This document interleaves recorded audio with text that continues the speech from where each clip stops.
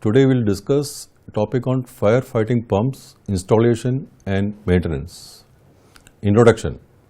All buildings, depending upon the occupancy, use and height, are protected by fixed firefighting installations as per provisions laid down in SP 7 Part 4. The fixed firefighting installations are provided in multi-story building of height 15 meters or above, and also other categories of buildings of lesser height but with special risks, basement, etc. The most important component in such a system is the fire pump.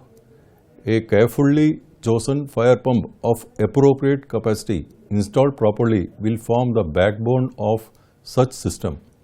Indian standard for installation and maintenance of firefighting pump is IS 15301-2003. Now we will see the important terminologies in firefighting system. Number 1. Static water tank, SWT. It's a underground or surface water tank constructed to store water for firefighting purpose. Terrace tank.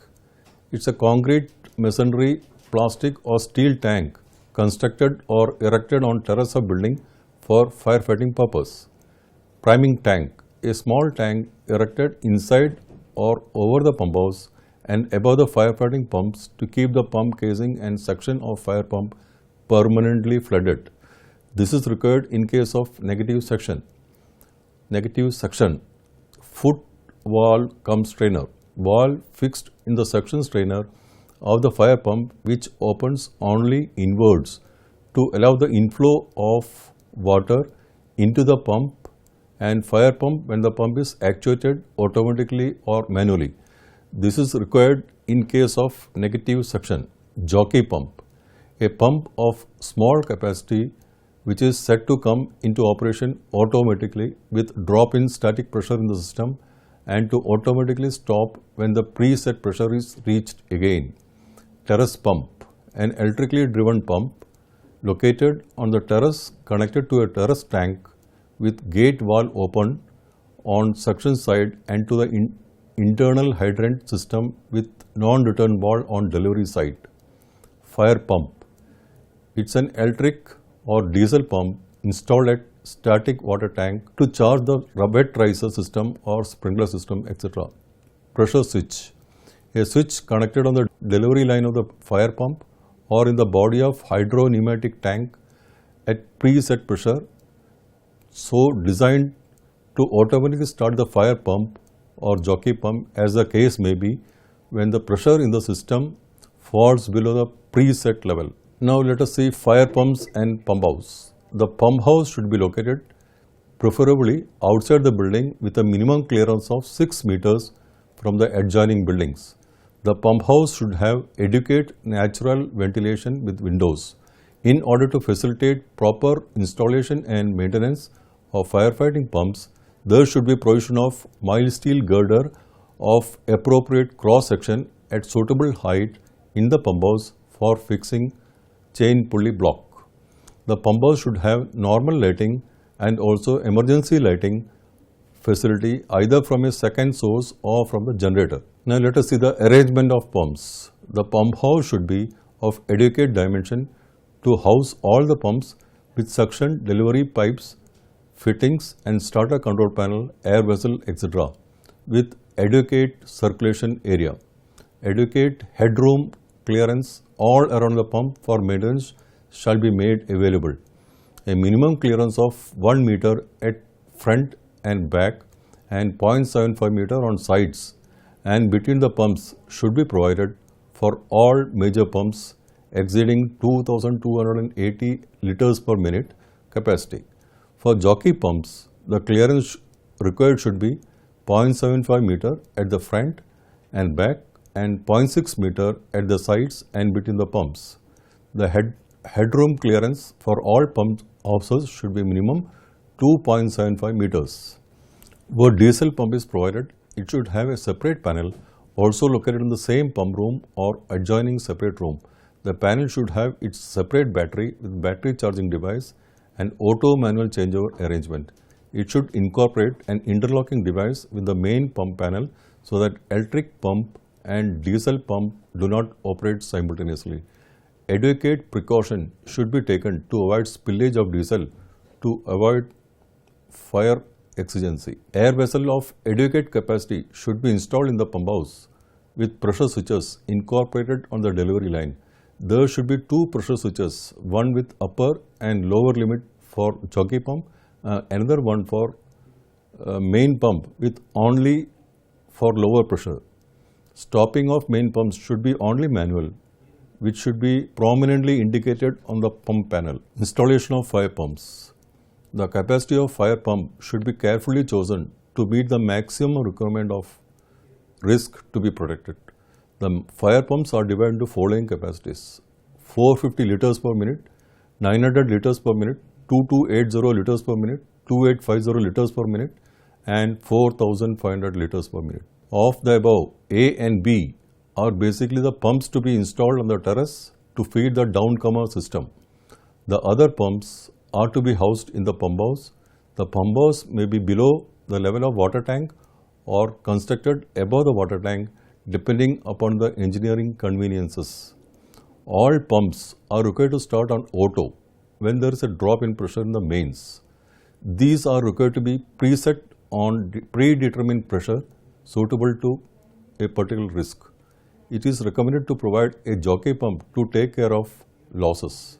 The capacity of jockey pump should neither be less than 3% or with a minimum of 180 liters per minute and not more than 10% of installed pumping capacity. Each pump should be provided with a pressure gauge on the delivery side between the pump and the non-return valve and a manufacturer's plate indicating the delivery head, capacity and the number of revolutions per minute (RPM). Each fire service pump shall be provided with an independent suction pipe without any sluice or cut-off valves.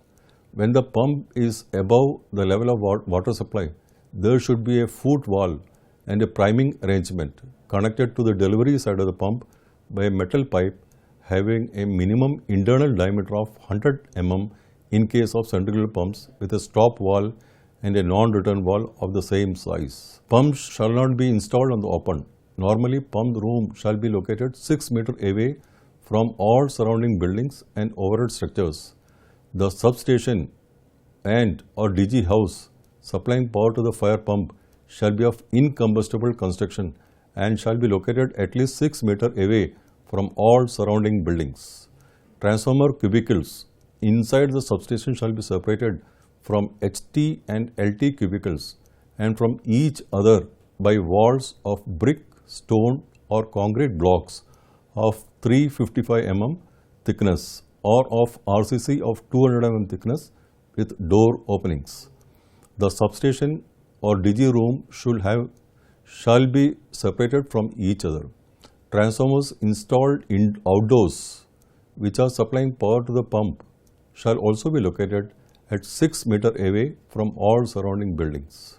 The electric supply to the pump set shall be entirely independent of all other equipment in the premises. That is, even when the power throughout the entire premise is switched off, the supply of pump shall continue to be available uninterrupted. This can be achieved by taking the connection for the pump from the incoming side of the main LT breaker. Now let us see the maintenance part of firefighting system. The fire pump shall be maintained regularly and properly. Therefore, it is absolutely essential that some responsible person should be given the charge of ensuring that the fire pumps are properly maintained. The following maintenance schedule shall be maintained. Daily check. Testing of number 1. Testing of jockey pump. Test the jockey pump daily by opening the delivery or hose reel very slightly to allow the pressure to drop up to the preset level. Note the timing taken by the jockey pump to restore the pressure automatically by cut-off switch. Main pump. The main pump shall be tested daily at least for 5 minutes. Release the system pressure by opening the head and valve partially. The jockey pump will come in operation. Open the valve fully when further drop in pressure, which will allow the main pump to start automatically. Close the delivery outlet and allow the pump to run for 5 minutes every morning. Check the pump glands, packings, etc. and replace damaged gland for packing whenever found damaged or worn out. Now let us see the weekly check. Check the bearings, grease once in a week and lubricate as needed. Cleaning of starter contacts every week. Check the insulation resistance of pump motor circuit every week. Check the engine fuel tank and ensure that this is of appropriate grade and quality. Check the quantity of fuel in the tank. This should be sufficient for 4 hours. Check the sludge and sediment trap. Check the inspection and cleaning hole. Check the battery required for starting of engine and ensure that these are in satisfactory condition. Also check the battery charging arrangement by trickle charge. Next check is start diesel engine once every week and run it for 10 minutes. The starting should be tested by switching off the current and allowing system pressure to drop up the preset level for diesel engine. Interlock arrangement with power supply should be restored. Check alignment of pump motors, nuts, bolts, couplings, coupling guard, etc. once every week after the pump has run for continuously 15 minutes. Jai Hind.